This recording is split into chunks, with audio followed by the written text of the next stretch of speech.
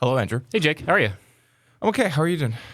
Pretty good. Busy day. We're recording on Thursday today, which is usually we do Fridays. Fridays are usually pretty chill. Thursdays are pretty not chill. Today's a pretty not chill Thursday for me. Yeah, I get that. It is April 23rd. Welcome back to Signal Flares in Capitol Square. Andrew, you've been stereotyped. Yeah, accurately, it turns out. So I attended a Vivek Ramaswamy campaign event a couple of weeks ago. I was just sitting in the audience minding my own business, and a guy walks up to me and says, "Are you a reporter? Are you press?" And I'm like, "Yes." And he's like, "Okay, good. Well, I just wanted to make sure." And I'm like, "Do I just have the look?" And he's like, "Yeah, you've got a backpack, you've got glasses, you have the look. You look like a reporter." And so I kind of thought about this a little bit. And then actually today I was at an Amy Acton event in Cincinnati, and I'm just standing there minding my own business again. And then what do I see but another guy walk up next to me watching this event. And he's got glasses, he's got a short sleeve button down shirt, he's got some, chinos, he's got New Balance sneakers, he's even got the backpack. And it was me. And I just realized that I'm actually just part of, a legion of average white reporters, it turns out.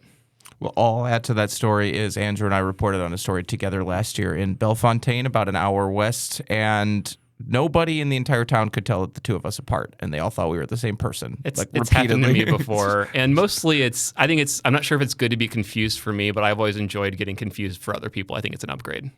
Well, we are not here to talk about us as one another's doppelganger. How's Majority PAC? Where's the money going? Why do we care? Yeah, so that was a pretty big story this week. The announcement was that they basically announced their plans to spend their money nationally. It's about $278 million.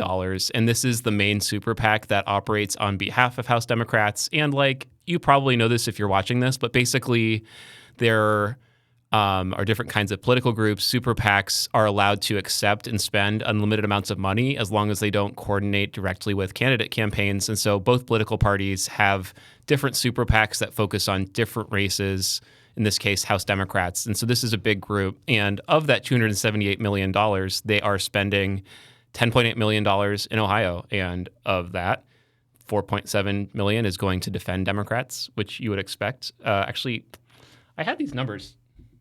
Hold on a second. $6.1 million will be spent to defend Democrats, and $4.7 million will be spent attacking Republicans. So that's the headline. Mm-hmm. Why does that matter? What is it? Those are kind of just numbers to me. Yeah. So it's not part of it is how much they're spending. This is a pretty dramatic increase in the spending that they're doing in Ohio. And I've spent my entire career covering politics in Ohio, watching Democrats kind of initially debate whether Ohio is politically competitive and eventually decide, no, it is not. And I've seen them kind of pull out. And so I think the first thing is that the fact they're spending here at all is a reversal of a pretty long-term political trend. The other thing is if you look at the actual numbers and where they are spending the money, so the largest sum on an individual race, this is being split between 5 different districts. The largest amount, $3 million, is being spent to defend Marcy Kaptur. And this makes sense. She's longtime Toledo Democrat. She's held her office since I think the late 1970s. She barely got reelected the last 2 elections. Both times Donald Trump won her district. This time I think he won it by 10 points. And so it is not an understatement or an overstatement to say that she is the most vulnerable Democratic member of Congress in the country. I think that her district is the single largest margin of Trump victory of any Democrat. And so that makes sense. But then nearly as much, $2.9 million, was spent attacking Mike Turner, who's a Republican from Dayton. I think, the point, I guess the headline for that is that Donald Trump won the district as it's currently drawn by 8 points. And so the fact that Democrats are spending in this race, this is the first time that I can remember, it's possible that before redistricting or something in the past, they've gone after this, but I've never seen them go after this seat before. It's something that they've always talked about, but Mike Turner has a history of being very strong. He, I think, got reelected by nearly 20 points when Trump won his district by only 6. And I know it sounds like I just contradicted myself, but Republicans actually added a couple of points of Republican voting areas to it to kind of cushion him against something like this. So they're going after Mike Turner. They're spending a lesser amount going after Mike Carey in Columbus. That's another one where Republicans drew this district to be pretty favorable to him. It's plus 10 Trump, but generally speaking, Democrats have been looking at suburban Columbus for a long time now, saying we should be able to get a second congressional district here somehow. And Republicans have kind of stalled that by being creative with the line drawing. But eventually, the demographic trends can become too strong to overcome. And so here we have Democrats for the first time going after this district too. So they're also defending Greg Landsman. That's to be expected in Cincinnati. They're defending Amelia Sykes in Akron. That's to be expected. Something that was kind of interesting, as far as I can see, they're not spending any money for Ohio's 7th congressional district, which is in the Cleveland area. That's represented by Max Miller. It's a plus 12 Trump district. And I'm just guessing it's like plus 10, yes, plus 12, no. And that's what they're thinking there. But again, just to repeat it, this is a very rare example of national Democrats putting more money into Ohio, trying to make a larger battleground. And this is part of their national strategy, where I think they're feeling pretty good about their chances to really compete in a lot of places. And they are, saying this out loud risks that things completely change before the November election. But I think they're seeing a big blue wave here, and this is a sign of that. Mm-hmm. So House Democrats are confident. Any other notable campaign finance news? Yeah, so also today, and this is kind of because we're recording this now, I'm not sure if these filings have actually come in or not, but it just happens that Ohio's, state campaign finance deadlines basically coincide with federal deadlines, and so there's a lot of stuff like this hitting all at once. But we saw this week, I'll just say generally that in the governor's race, Vivek Ramaswamy, as people certainly know, is a billionaire. He's got lots of money.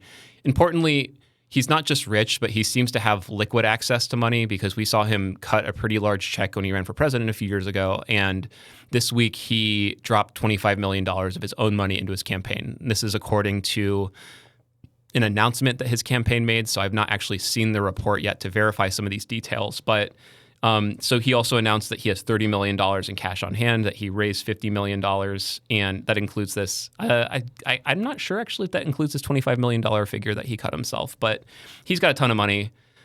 We saw last week that he has a super PAC that has $23 million, and I'll just add that this group they had a report last week. Notably, they've gotten $20 million total now from a guy named Jeff Yass, so it's another example of a single mega donor funding a super PAC, trying to get an elected official or a Republican elected in Ohio. We saw something very similar with J.D. Vance and Peter Thiel in 2022. But yeah, so Vivek Ramaswamy's got tons of money. Let me ask something. There are plenty of millionaires and billionaires in Congress. Is the 25 million number abnormal, even in the context of a millionaire-dominated Congress? Well, yes. So I don't cover every election in America, so I don't have the broad context to completely accurately answer that question. But I'll go back to what I said before, in that we have seen rich people run for office. Often rich people are I think Mark Cuban had a quote recently talking about his ownership of the Dallas Mavericks. He called himself a middle-class billionaire, which is kind of funny. But these are middle-class millionaires largely, where they have a lot of investments tied up in real estate. It's not easy for them to sell a tract of land and drop $10 million into their campaign or something like that. And so Ramaswamy has demonstrated he's got liquid wealth, but he's worth $2 billion estimated. I mean, that is just, much larger than sort of the millionaires that we sort of typically see in Congress. So yeah, he's very rich. He's very, willing to spend his own money on his own race. He's also able to do that. So, but, also, do you want to? Yeah, let me add some data here. This is from Jesse Balmert at the Cincinnati Enquirer. Just a useful little comparison. Vivek, like Andrew said, contributed $30.7 million to his presidential bid. Matt Dolan, who is from a very wealthy family in the Cleveland area, self-funded $10 million to his U.S. Senate bid. And Bernie Moreno, currently, is he the senior senator now from Ohio? Yeah, I think by a couple weeks. Yeah, senior senator Bernie Moreno loaned his campaign $4.5 million. So, I mean, yeah, I take your point that Vivek is worth billions, and these people are talking about we're worth tens of millions. But yeah.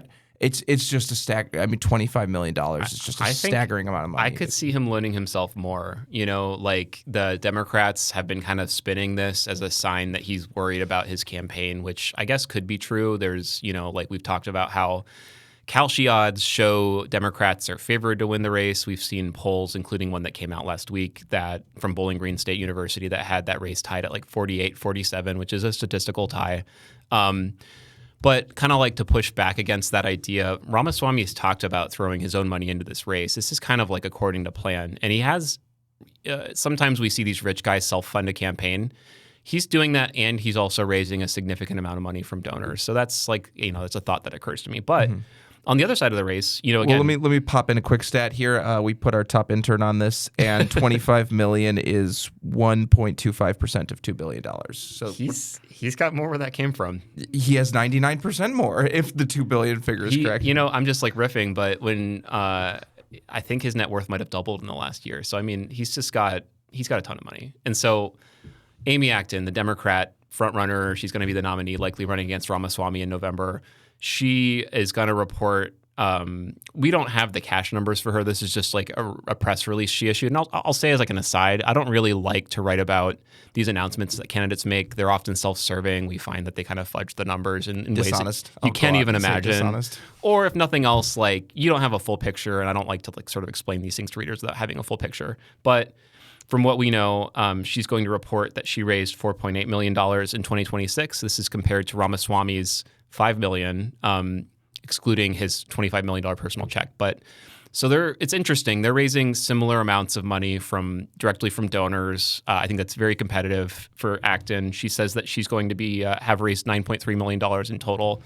So again, that's $9.3 million, which is dwarfed alone by Ramaswamy's personal check that he's cutting for himself and his super PAC and the other money that he's raised. But I think what's significant here is that nobody expects Acton is going to have more money than Ramaswamy, whether it's through fundraising because he's a national celebrity, whether it's from all of the people who just like to bet on a Republican winning office in Ohio because they support Republicans or they just think it's good business. There's all of that, but I think Acton just needs to be competitive, and the numbers that she's putting up so far are competitive. If all it took was to get money to get elected, then Tom Steyer would be the president of the United States right now, and not known for hiring Ja Rule and dancing at his sad campaign event in South Carolina. That's a deep cut for political junkies. He actually might be the next governor of California. But money's not everything. But really, with these races, you sort of just have to like achieve something that looks like parity, and so. We'll see how this actually plays out, but Acton's, hanging in there, and that's kind of like my take on this without having the full picture right now. Sure. All right. Well, any other questions about campaign finance before we move on to our next subject? No. But speaking of our next subject, how do you pronounce the county that hosted this event? Let's just get this right up front. What event? The Axe the Ohio tax event. Oh, Geauga. You said Geauga. Okay. Yes. Yeah. Like real Ohio people know that Geauga Lake was the theme park that everybody went to in Northeast Ohio because they couldn't afford to drive to Cedar Point. I don't generally work in broadcast journalism, so I take a certain pride in my mispronunciation of these things. Yeah, it's uncanny. But here I go. What was going on in Geauga County? So, well, I guess, I wish we could have the picture, but maybe like we'll put it in the show notes. We're not going to do that. Can I paint the scene? Yeah, go ahead. Make it vivid. Picture 5 people standing behind the Resolute desk of the Oval Office, except it's not the Oval Office. It is a replica of the Oval Office that exists in Geauga County in Northeast Ohio. Of the 5 people, 2 are wearing sunglasses. The main character, Bryan Massey, is wearing a hat pretty low over his eyes, which if you work in TV, you never like hats. They put shadows on the face. People want to see the face. He's wearing his Axe Ohio tax hat. Bryan Massey went real STEM-wide. The context is they promised a big announcement in something we've talked about a lot on this show, this effort to abolish property taxes in the state of Ohio. I'm pulling up the picture. There's like a blue glow. I'm not even sure where that's coming from, but it gives a little bit of like synthwave or like maybe Thriller or something like that to me. So, but yeah. And this event before, so the question everyone's there's waiting for is, are they going to have the 413,000 signatures they need submitted by July 1 to make the ballot? And this event opens with a 15-minute stem winder. Yeah, I called it a Jeremiah ad. These are like good old-timey like journalism terms, I feel like. There was a signing of the Declaration of the Ohioans' Declaration of Independence. There was a call for consolidating schools and bringing Doge to Ohio, and the claim that Ohio is a socialist state. We're just all over the place, just hitting all the high notes. And then about 15 minutes in, we got the big numerical news. You want to break that here on the pod? Yeah, breaking it, sure. It's so To contextualize this, these guys need about 413,000 signatures to get their amendment on the ballot. There's a July 1 deadline, and they announced. Well, how many do we think they need? 413,000 valid accepted signatures, but about how many do you need to turn in? Let's get to that. Okay, I'll just say generally that campaigns that are doing this intentionally collect more before they turn them in, and it's basically cushion because they expect that a certain amount of the signatures are going to get rejected. And if you turn it in and it gets rejected, then you're done. Like there's a little bit more to it than that. But anyways, that said, yes, drum roll. They announced they have about 305,000 signatures, and so and kind of like to build this up a little bit more, they've been working at this for what, like 7 months, something like that. I would have said about a year. And they've been very cagey. Yeah, about a year, actually. I think you're right. They've been very cagey about the numbers. This guy, Bryan, he's been quoted multiple times. He issued a statement previewing this event saying this, that only he knows how many signatures they've had. And he's even told me that at one point, so the number that he previously shared was sometime in August, and he just said he had fewer than 200,000 signatures at that time. And so he is a bit paranoid. He said that somebody reached out to him posing as a supporter, and he suspected in retrospect this person was trying to just get intelligence about this operation to try to like undermine it in some way. But I'm getting a little bit sidetracked, but this is, as far as I can tell, a true grassroots effort. Typically, these kinds of campaigns cost millions of dollars and require thousands of paid workers because it is a lot of work to collect the 413,000 signatures plus that you need to get on the ballot. And that includes a minimum number in 44 of 88 counties, which prevents all of these campaigns from just like posting up in Ohio's largest cities and just like running up the score there. So they need 413,000 signatures. So they have 305,000 signatures. And they say, by the way, that their goal is to get 620,000 signatures. Well, that includes that cushion I was talking about before. Let me take an approach at this. Do you want the bull side or the bear side here of the 305,000 number? Because I think it's a pretty mixed number. Well, you pick one. I'll take one. You take the bull side because I was a little more bearish at first. Okay, I will take the bull side. For one, some information we left off. This is according to Bryan Massey. We have virtually no way to confirm these numbers. So consider these non-independently verified. They say that they have met, I can't remember the actual threshold, but you need a certain number of signatures in 44 of 88 counties. Yeah, it's like 1.5% of the turnout in the most recent presidential election or governor election or something like that. Sounds about right. And it makes sense when you think about it from a public policy point. So it's not just the big population centers of the 3C cities that decide these things. You actually have to go out into Adams County and Holmes County and wherever else and find people. So they've satisfied the tricky geographical requirement. They are, if we assume every signature is valid, 3/4 of the way there. They are probably they're going to need some. It's hard to know exactly how many. They're going to need some number of more signatures, but now they can focus on the big population centers with the geography out of the way. And we're poking fun at them. We're making fun of their sunglasses and their hats. This is a non-conventional, like in the Columbus State House culture, everyone is wearing a suit and very buttoned up and works for a lobbying firm within a law firm. It's just a much more staid, buttoned up culture. This is much more hokey pokey, but 300,000 signatures is an extraordinary feat. If you think of something you really believe in, I would struggle to get 500 people to all agree on the same statement on a piece of paper. I would not sleep on a 300,000 number if I'm a local government official. It's not a guarantee, but this is a real threat that these people are not playing around. Yeah, and I'll just add on the visual element, like they're not really polished, but this is actually kind of like what normal people are more like. I do recognize from covering local government in the past that there's like some strange characters that gravitate towards politics at the local level, but like this, it's a little silly, but I also do view this as the sign of like a true grassroots campaign that these people aren't wearing matching. Yeah, absolutely. So the bear case. Give us the bear case. So they're 113,000 signatures short. It's taken them at this point 8 months to get from what the number they said before, which was less than 200,000, quote unquote, to 300,000. So let's say they've gathered 150,000 signatures in the last 8 months. They still have to get another 113,000 signatures in the next, 12 weeks. The July 1 deadline is however long it is until then.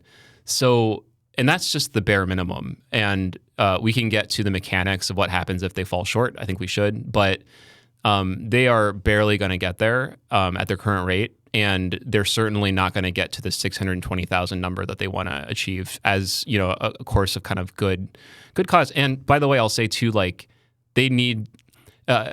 I've covered these ballot issue campaigns. They've become much more sophisticated. As you can imagine, anything where there's money to get made, businesses fly in and figure out how to do it better. And so these campaigns, gather these signatures, they scan them all in. God knows they're using AI now to analyze exactly where the signatures are that they have, like where they need them. They have them computerized so that they're safe. Bryan Massey because he said he's the only person who knows where these are. I've just pictured that these are in a storage locker or God knows like his basement or his garage or something like that. And so I just think there's going to be a higher rejection rate on these things, and they really should want to have, I suspect that there's going to be a higher rejection rate and they should have to get those extra numbers. So this number, I think where we agree on this, Jake, is that, and this is kind of in the story that we wrote, 305,000 signatures at face value is a serious number that I think that it's not overstating it to say that if property taxes were to be abolished in Ohio, it would be a political crisis. It might even be an economic crisis just because of how much that would change the business environment immediately and just kind of like the disruption to the status quo that would cause. We'd have legal issues with bonds, although John Plechnik, who's a lawyer and county commissioner who works for them, kind of poo-pooed that question. But like government financing works based on guaranteed streams of revenue. And for them to just suddenly abolish property taxes immediately, all of these governments are going to have to figure out how to pay off their bonds like instantly. And you could see investors just kind of like walking away because investors don't like risk, especially those that are investing in government bonds. But so this is a serious enough situation. They're close enough that I think this is a shot across the bow to anybody who has any stake in Ohio government. And what if they're short?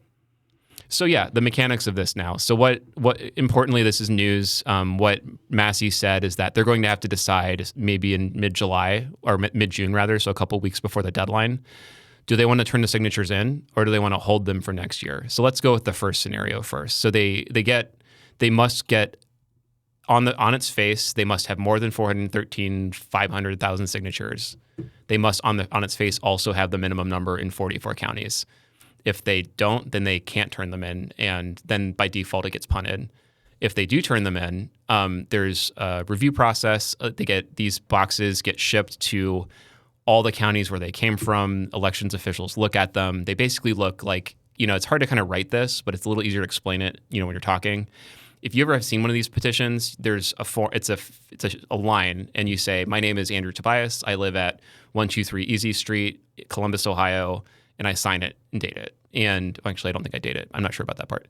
But what happens is when elections officials get these petitions, they look at that signature line. They look to see if I'm indeed a registered voter, if I do live at 123 Easy Street, if my signature matches the signature that's on file within reason, and there's really technical stuff too. Like one petition can only have you only count the signatures for the voters who live in the same county on that petition. And so if you were to get like Delaware County and Franklin County in the same petition, they would count the largest quantity. So like if there's more Franklin County signatures than Delaware County signatures, they would count the Franklin County ones and throw the Delaware County ones out. So if after that whole process of doing all of that matching, if they were to fall short of either the 413,000 number or the 44 county number, the campaign would get what's called a cure period. They'd have 10 days to try again. And we saw in 2023 with the marijuana measure that ended up passing, the campaign fell short. I don't remember on which metric. I think it was the county number. And they got 10 days and they got across the finish line. And so if that were to happen, that'll be like a very tense 10-day period.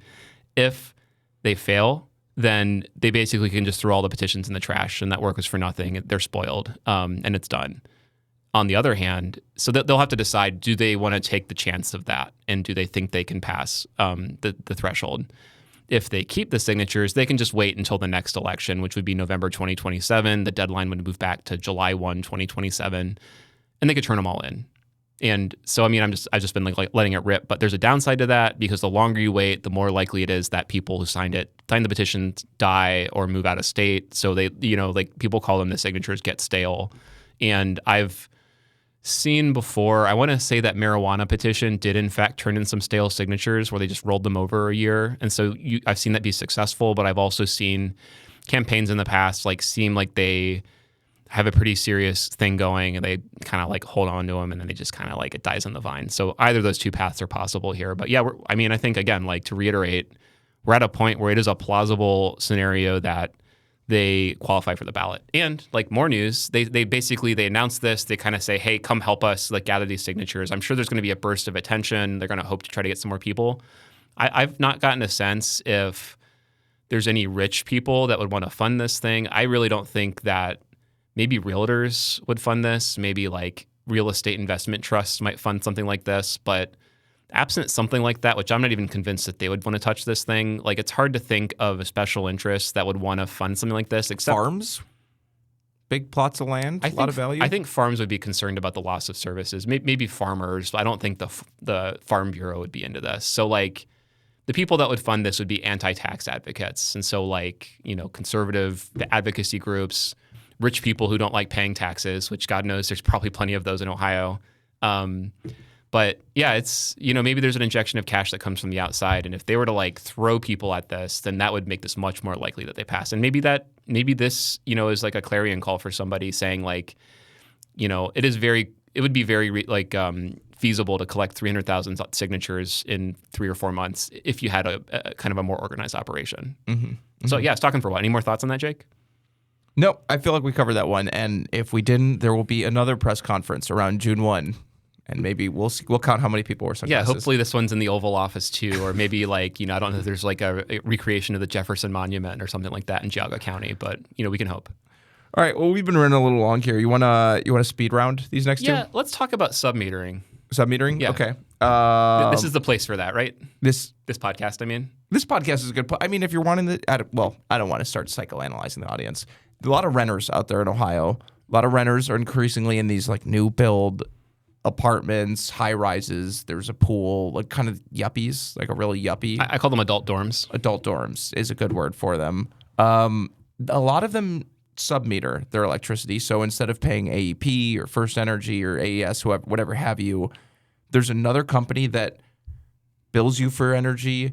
They look, quack, sound like a utility company, but they don't identify as one, which is not just a statement of identification, but regulation. They are not regulated by the PUCO. So if you are an AEP customer, you have all these consumer protections. You can't just have your water shut off without due process. You can't have your electricity shut off. You can only be charged so much. There's like 100 plus years worth of rules for how utility companies must treat you. Yeah, they're super regulated because they're monopolies, and so the government guarantees them profit, but they also have to like jump through a whole bunch of hoops. That's the deal. We give you a monopoly. You take this.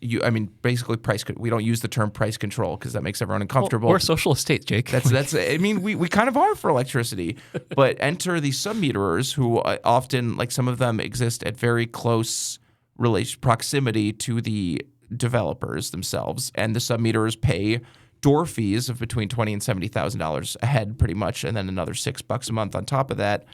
And they say the business model only works by buying electricity at a commercial rate, selling it at the higher residential rate, pocketing the margin there. If you listen to the experiences of people who live in these buildings, they insist, I am not paying, like my energy bills have spiked since I moved here. I live in this little dinky apartment and I'm paying a $400 bill. Those stories are just simply everywhere. And if you fall behind on your bill, you don't have access to these bill pay assistance programs that any traditional utility customer would get.